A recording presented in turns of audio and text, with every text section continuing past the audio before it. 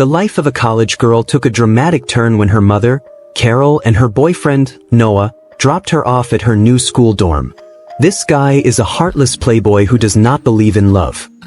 But when he saw Tessa, a typical good girl who never attended parties, something moved inside him. That day, Tessa returned to her dorm after taking a shower. She found a guy sitting in her room. She was shocked and asked him to leave so that he could dress up. He told her he didn't break in, that she should get over yourself. Don't flatter yourself. I'm not going to look.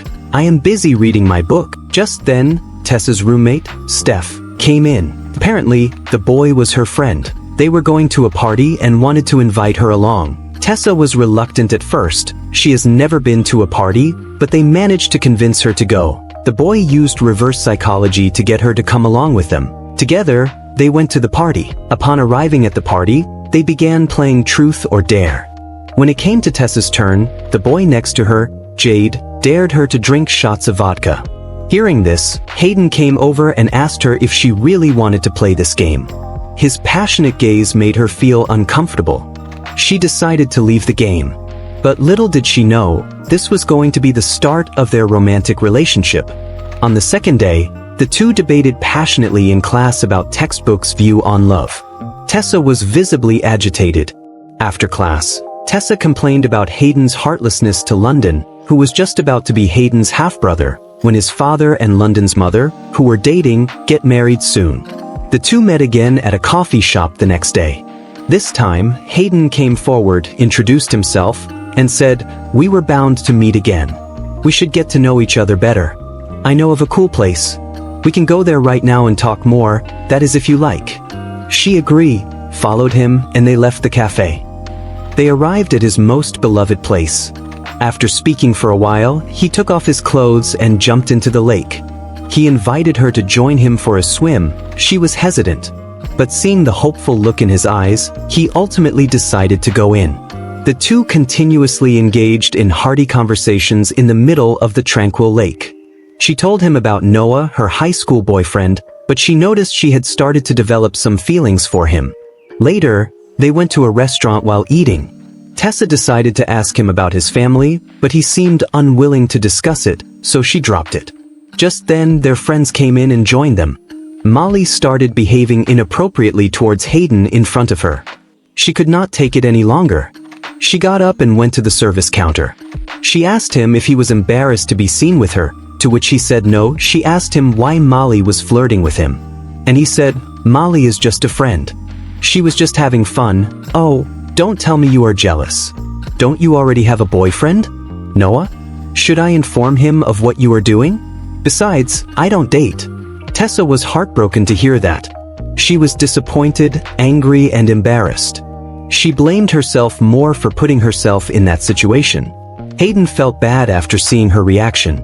Later in her dorm, she tries to distract herself by putting on her makeup, but to no avail. She dreamt about him sitting on her bed next to her. That day, Noah visited her and they went to a party. At the party, the group decided to play suck and blow game. When it was Tessa's turn, Jade purposely blew off the card. Hayden, overcame with emotions, jumped in and started attacking Jade. His actions confused everybody, especially Noah. He left the scene right after. Tessa later found him sitting by the pool drinking alone. Just as she was about to ask, he started talking about his family matters. She listened to him as he talks about his relationship with his dad and his impending wedding with London's mother. She cut her hand trying to clean pieces of glass that Hayden had broken.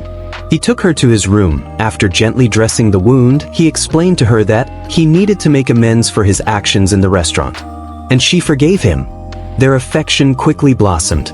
They began spending more and more time together. They would sneak into the library to read books at, bask in the twilight on the park lawn, a romantic night at the aquarium. Hayden later takes her to a nice and elegant room off campus that belonged to one of his father's friends. He had to do something after her mother had cut her off for her behavior, abandoning Noah. They both moved in there together. Tessa inspired him to attend his father's wedding. During his speech, his father praised him for his intelligence and excellence. But Hayden looked visibly angry.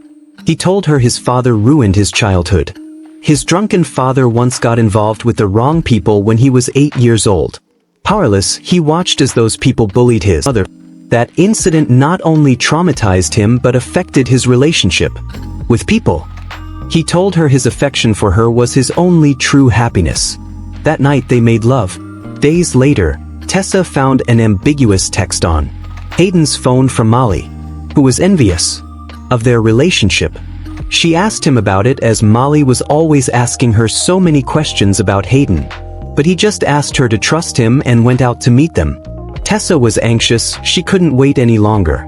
She found their location from Jade and went to meet them. Confronted her, Molly said the text message was just a joke, but told her that there was something she should know. She played her a video from the night they played Truth or Dare, showing how Hardin had accepted a dare to make her fall in love with him. Tessa was heartbroken and distraught. She couldn't believe this was all a big joke to him. She felt betrayed. Hardin tried to explain, but she ran out. He ran after her, told her that was all before, that his feelings for her were true. But she didn't believe him. They lost contact.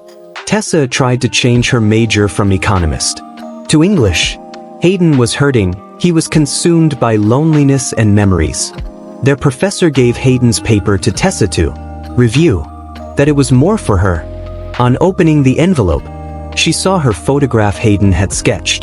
The text said everything changed for him after meeting her, that she changed his views about love. He asked her, among other things, to forgive him. Love is both poisonous and abound. Hardin was distrustful of people until he met Tessa and let his guard down. He tried to love, tried to believe, but even the most heartless person can hurt in this thing called love. Thank you for watching. If you enjoyed this video, like and subscribe for more content like this. Have a great day.